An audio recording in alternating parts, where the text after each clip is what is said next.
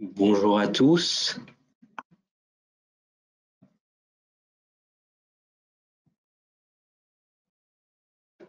Merci d'être aussi nombreux à vous être connectés aujourd'hui pour participer à notre webinaire sur la formation continue des masseurs kinésithérapeutes. Nous allons aborder le choix des formations et les critères qui vous permettent de choisir ces formations. Comme vous le savez, l'obligation de formation continue est imposée aux masseurs kinésithérapeutes, tout comme à de nombreux professionnels de santé. L'offre de formation qui leur est aujourd'hui proposée est assez pléthorique. Cette offre de formation continue permet l'amélioration des soins de par leur qualité, mais aussi la sécurité des patients. Cette offre doit aussi s'adapter aux évolutions techniques des pratiques et aussi des avancées scientifiques. C'est pourquoi aujourd'hui, il est nécessaire d'établir des critères qui vont permettre de mieux choisir ces formations. C'est un sujet que nous allons aujourd'hui aborder avec l'association Medlo ISO, qui est donc constituée de Carmen Vasquez, la présidente, Ekaterina Kotelnikova, qui est la trésorière, et Maya Parimanam, qui est donc secrétaire de cette association. Samir Boudrahem, qui est masseur kinésithérapeute et formateur à l'IFMK de Lyon, nous rejoindra également pour parler des formations continues.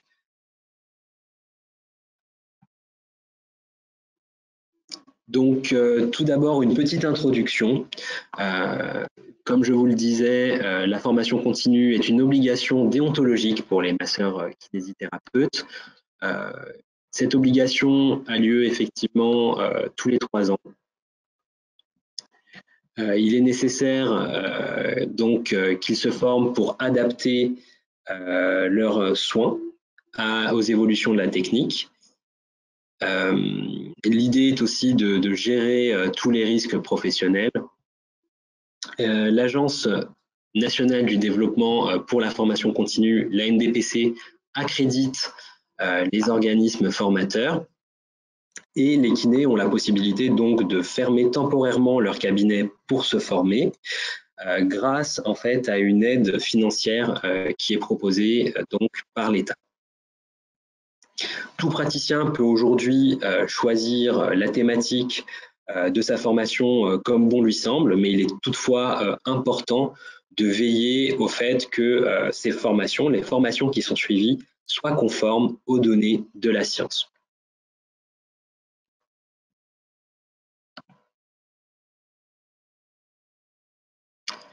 À partir de 2023, nous aurons une nouveauté puisqu'en fait, l'Ordre des masseurs kinésithérapeutes devra assurer la certification périodique pour l'ensemble des masseurs kinésithérapeutes, c'est-à-dire que l'Ordre des masseurs kinésithérapeutes sera chargé de vérifier le respect des professionnels de leur obligation de formation. Comme je le citais précédemment, il y a des aides financières de l'État qui sont notamment pourvues par l'Agence nationale du développement professionnel continu, l'ANDPC, mais aussi le Fonds interprofessionnel de formation des professionnels libéraux, aussi connu sous le nom de FIFPL.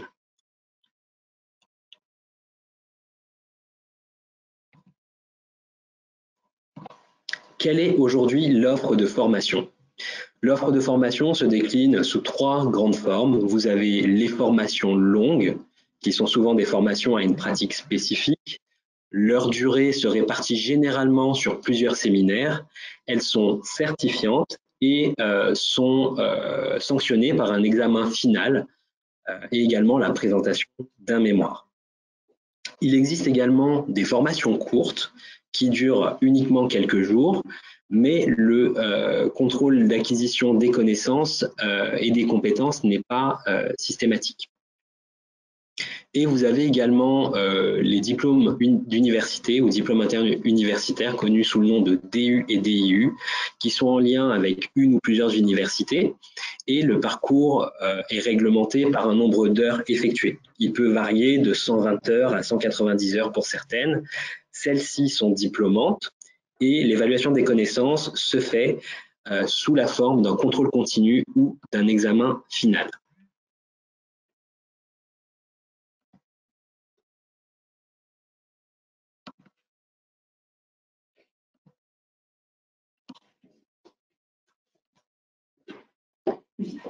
Donc, quels sont les critères de choix aujourd'hui pour la formation continue des masseurs kinésithérapeutes? Il y a 3 possibilités pour qu'ils puissent évaluer, je dirais, l'intérêt pour eux de la formation. C'est la pertinence scientifique de la formation, la facilité de mise en application dans leur pratique de cette formation, c'est-à-dire est-ce qu'ils ont du matériel spécifique à acheter pour pouvoir mettre en application cette formation, est-ce que leur cabinet est adapté à cette pratique, est-ce qu'elle correspond à une demande aujourd'hui des patients. Donc ça, c'est un critère. Et le troisième critère, c'est la possibilité de financement, évidemment, soit par le FIFPL que nous avons évoqué précédemment, soit l'Agence nationale du développement professionnel continu. Si vous avez des questions ou bien que vous souhaitez participer au projet d'AFNORSPEC, n'hésitez pas à prendre contact avec moi aux coordonnées qui s'affichent. Et si vous avez des questions, n'hésitez pas à les poser dans le chat, nous y répondrons.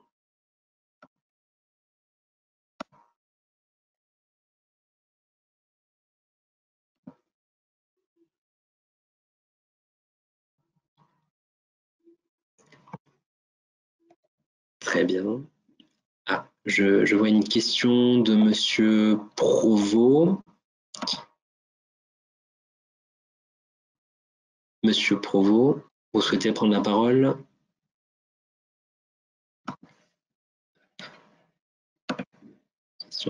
Alors, Monsieur Provost nous demande, est-ce que nous avons choisi ces 5 critères? Alors, comment nous avons choisi les critères pour la grille? Carmen, vous souhaitez répondre? Oui, Katharina. Oui, je vais répondre, ça sera Maya qui va répondre. Ah, Maya, très bien. Bonjour à tous. Alors, pourquoi nous avons choisi ces critères? Bon, déjà, il nous semblait pertinent de choisir le fait qu'il y ait ou pas l'obtention de la reconnaissance de la norme Calliope, parce que après tout, aujourd'hui, Calliope a pris beaucoup de place et est très connu. Donc, il était important de mettre la norme Calliope parmi les 5 piliers. Il était aussi pertinent pour nous de savoir si effectivement il y a une validité scientifique des formations proposées, en tout cas des thèmes de formation proposés, parce que en fait de plus en plus dans les métiers de ce type-là, on tend à avoir une reconnaissance scientifique des pratiques, c'est ce qui est demandé. On a tous pu voir ce qui est devenu la pratique de la bronchiolite depuis les problèmes de 2019. Donc, la place de la validité scientifique nous semblait très importante. Et on s'est rendu compte qu'il y avait pas mal de formations sur des pratiques type, par exemple, les ventouses, qui ne sont plus autorisées chez les kinés. Donc, il semblait aussi que l'un des piliers devait reprendre la déontologie, les textes de loi en cours actuellement pour la pratique de la kiné. Et les 2 derniers critères qui sont le rapport patient-praticien est important dans le sens où, au final, avant tout, notre profession se porte vers nos patients, on se forme pour leur demande, pour répondre à une demande de leur part. Donc, il est important que derrière, après cette formation, il y ait des choses qui soient mises en place pour que tout le monde se dise pas: «Je suis formé à faire de la bronchiolite», alors que, en fait, il y a pas d'annuaire qui valide réellement leur formation parce qu'en fait, aujourd'hui, on ne sait pas qui est réellement formé, qui n'est pas formé. Tout le monde peut se dire que je fais de la bronchiolite sans avoir eu de formation au préalable. Donc, c'est de notre vécu qui est parti le choix des 5 piliers, de ce qu'on a pu constater au quotidien et de la dérive de certains praticiens et des retours que nous font certaines de nos patients. Voilà.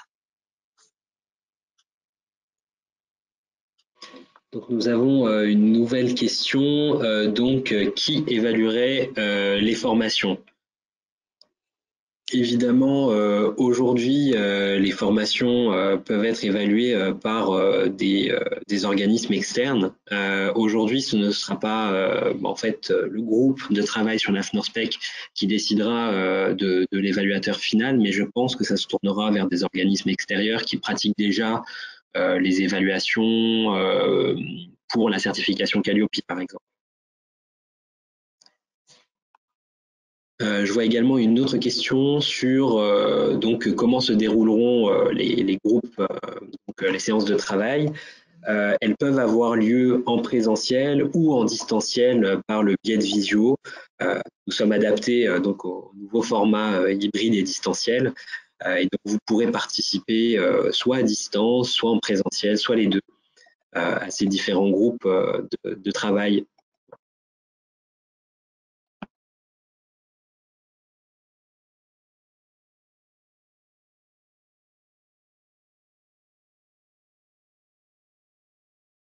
Nous avons reçu une autre question sur l'annuaire praticien-patient. Donc, ce n'est pas parce qu'un kinésithérapeute a suivi une formation que nous ne pouvons pas, en tant qu'organisme, s'assurer que la personne a les compétences et les utilise. D'accord. Carmen, vous souhaitez réagir? Oui, alors du coup, non, effectivement, c'est sûr que c'est pas possible de le faire comme ça en temps et en heure. Après, il y a des méthodes aussi de validation, comme on a pu voir dans la présentation. Selon les formations qui sont présentées, à la fin, il peut y avoir ou un mémoire ou un test pratique. Il y a des organismes qui proposent des tests même pratiques ou des cas pratiques, en fait. Donc ça, c'est pareil, on peut pas, nous, en tant que, si on crée une norme, on va pas pouvoir valider vraiment en profondeur la validité de ce que fait la personne formée. Mais du coup, c'est aux organismes de formation après de proposer un test à la fin ou des examens ou des choses comme ça. Mais c'est vrai que du coup, nous, ce qu'on pourra vraiment essayer de cerner, c'est s'il y a en fait à la fin de la formation un espèce de contrôle, entre guillemets, de si ça a été en tout cas bien écouté, bien entendu et que ça peut être mis en pratique. Je ne sais pas si je suis assez claire. Je vous remercie pour cette réponse et pour cette question.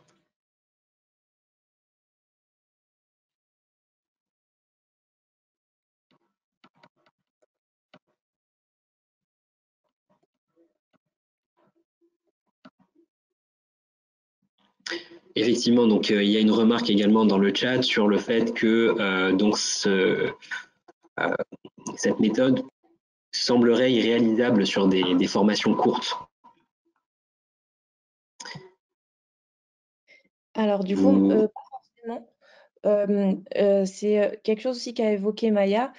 Tout ce qui est formation courte, ça peut être en fait la validité et savoir si la personne peut se servir de cette méthode, ça peut être quelque chose qui est fait quelques semaines ou quelques mois après. Vous avez dans tout ce qui est Calliope, en fait, il y a un retour. La personne, une fois qu'elle a fait cette formation, elle répond à des questions pour savoir si ça lui a plu, si elle va faire, tout ça. Donc, il y a toujours un questionnaire de satisfaction et c'est quelque chose qui peut être mis en place pour justement les semaines ou les mois à venir. Un questionnaire de nouveau qui est envoyé pour savoir si la personne, elle applique cette formation. Donc, ça peut être quelque chose qui a été fait de manière courte, mais le questionnaire de validité peut être envoyé quelques semaines ou quelques mois après. Et donc, ça prendrait aussi tout l'intérêt de savoir si cette formation peut servir effectivement dans la pratique quotidienne de la personne.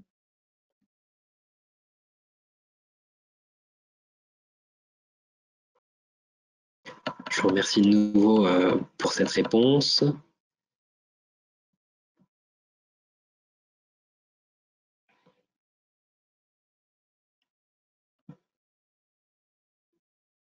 Alors, une autre question, Carmen, comment appliqueriez-vous vos critères sur des formations en compatibilité, par exemple? En comptabilité, pardon.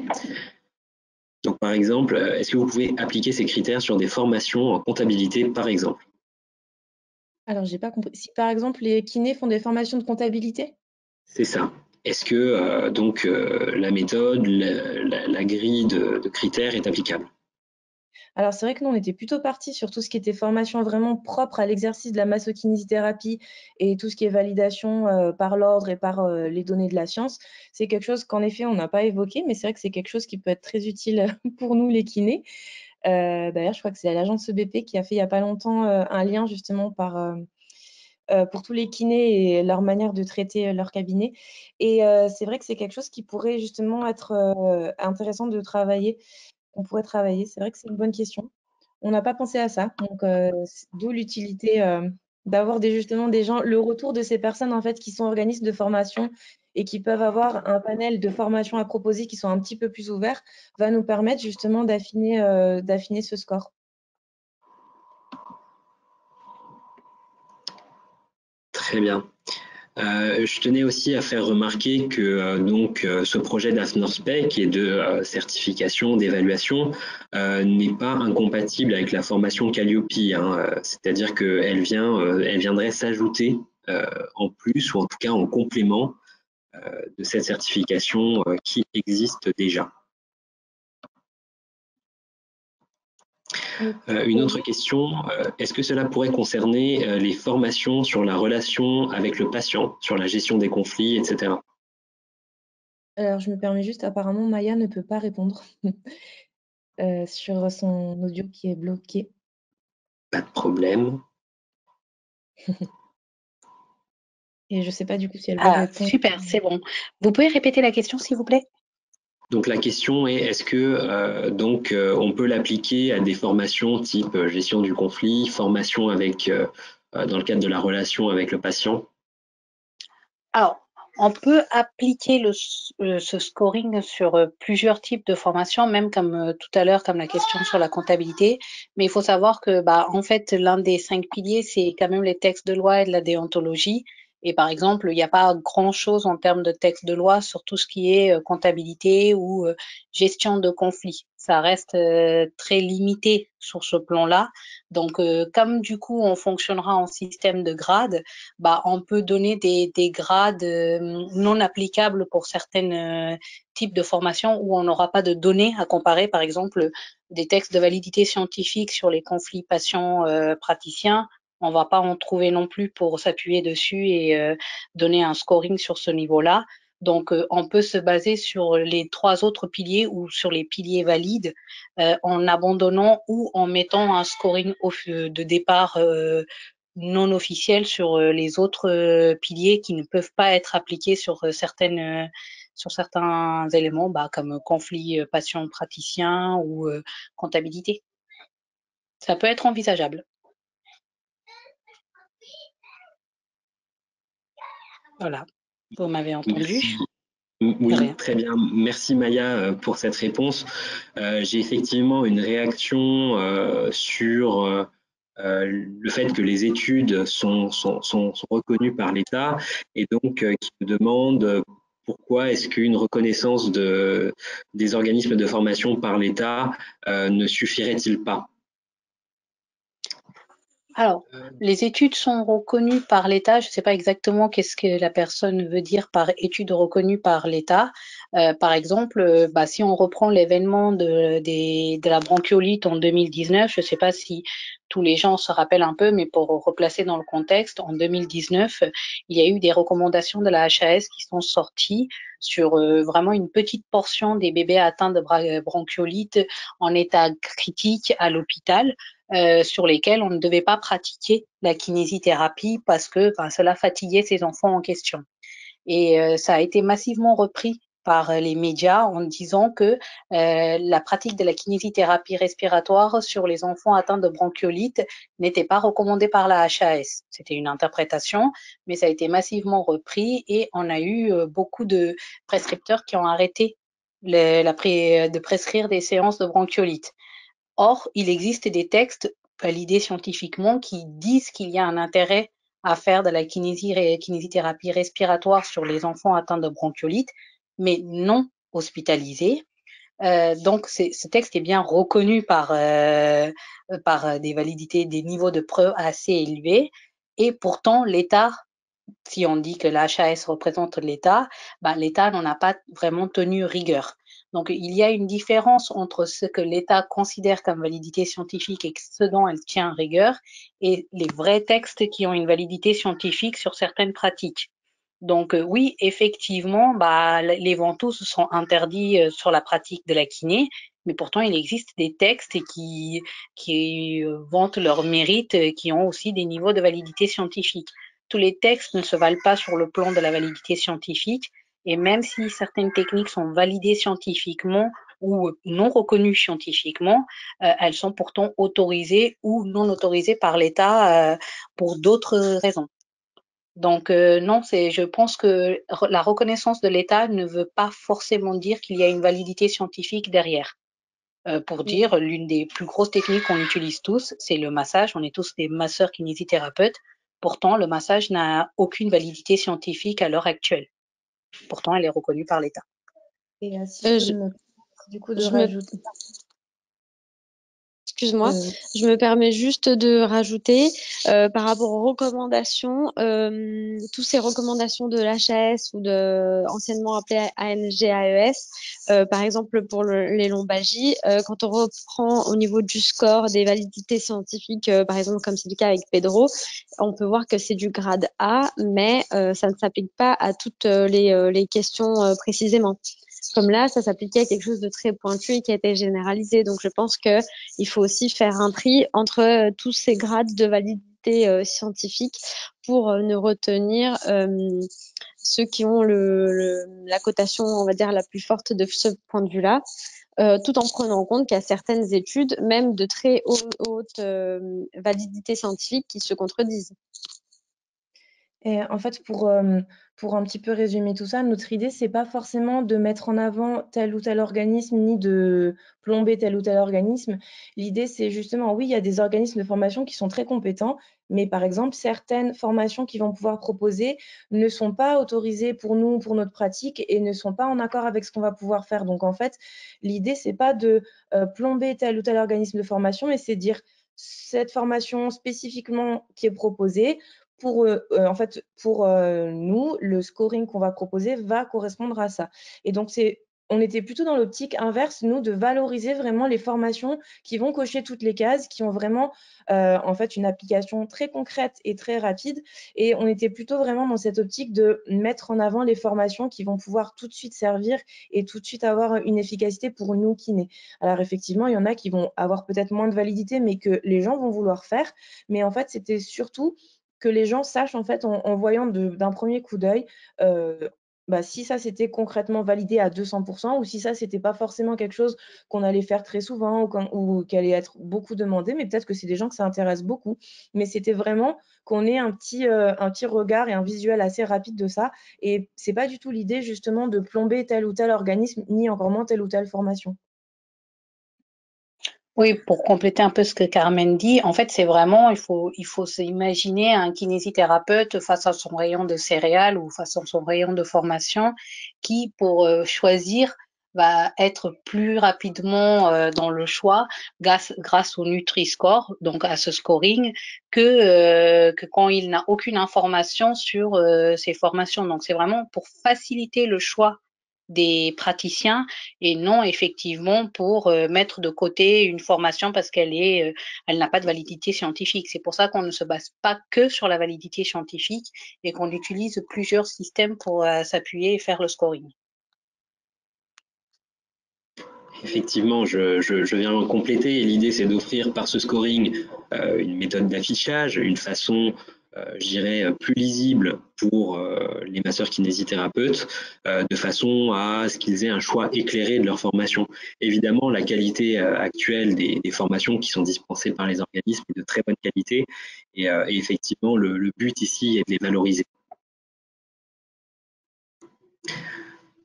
Donc, je vais laisser le mot de la fin à Menlo Iso.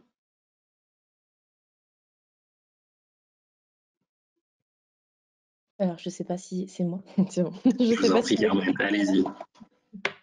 Voilà, donc en fait, c'est notre idée, nous, que nous avons, où nous sommes regroupés, nous, alors comme je vous ai présenté au début notre association, nous, on est plus du côté kinés qui voulons se former et qui avons en fait mis un pied et un œil dans tout ce qui était législation et droit, et du coup qui voulons faire les choses bien et de manière carrée. Et effectivement, du coup, pour créer cette norme, on a besoin de plusieurs partenaires en fait pour s'asseoir autour de la table, pour en fait partager de l'expérience, des choses qui sont faisables, pas faisables. Par exemple, la question sur tout ce qui était comptabilité, elle est très intéressante et on ne s'était même pas posée. Mais du coup, l'intérêt, c'est d'avoir plusieurs personnes autour de table, travailler sur ce projet et vraiment prendre des idées de tout le monde. Je ne sais pas si mes collègues veulent parler ou pas. Oui. Alors, c'est vraiment pour, comme le dit Carmen, nous, on a notre point de vue en tant que praticien et grâce à notre diplôme d'expert judiciaire et médical, un œil critique sur les formations auxquelles on a accès. Et de l'autre côté, en fait, ce webinaire, c'est surtout pour chercher des partenaires qui, eux, peuvent nous apporter leur vision en tant que proposants de formation et en tant que experts dans le domaine de la formation qu'ils proposent, donc nous aider à construire, parce que oui, clairement, on sait qu'il y a des choses qui sont réalisables en tant qu'organisme de formation et d'autres qui ne le sont pas, mais nous, en tant que praticiens et experts, on ne les connaît pas tous. Donc l'objectif, c'est d'être accompagnés sur la création de cette norme pour avoir les meilleurs guides possibles et créer quelque chose qui peut être utile à tous les kinés. Eh bien, merci pour cette conclusion. Sachez que vous pouvez participer à ce projet qui n'a pas encore démarré. Donc, il aura sûrement lieu au premier semestre 2023. Donc, vous avez effectivement le temps de nous contacter pour nous faire part de votre intérêt, de vos propositions, de vos suggestions. Soit par email, soit par téléphone aux coordonnées qui s'affichent. Je remercie Medlo ISO pour leur présentation et leur participation à ce webinaire. Merci à vous également d'avoir été attentifs et d'avoir posé toutes ces questions. Et je vous souhaite une agréable fin de journée. Merci. Je me permets juste de rajouter un petit point. Je vous en Excusez-moi. prie. C'était juste, je m'excuse de la part de Monsieur Samir Boudrem qui a eu malheureusement un gros problème technique de son et qui n'a pas du tout pu participer, mais qui était présent, qui a écouté. Donc voilà, j'aurais aimé pouvoir intervenir également. Et merci de votre écoute et de votre participation à tous. Merci beaucoup. Merci. Au revoir. Au revoir.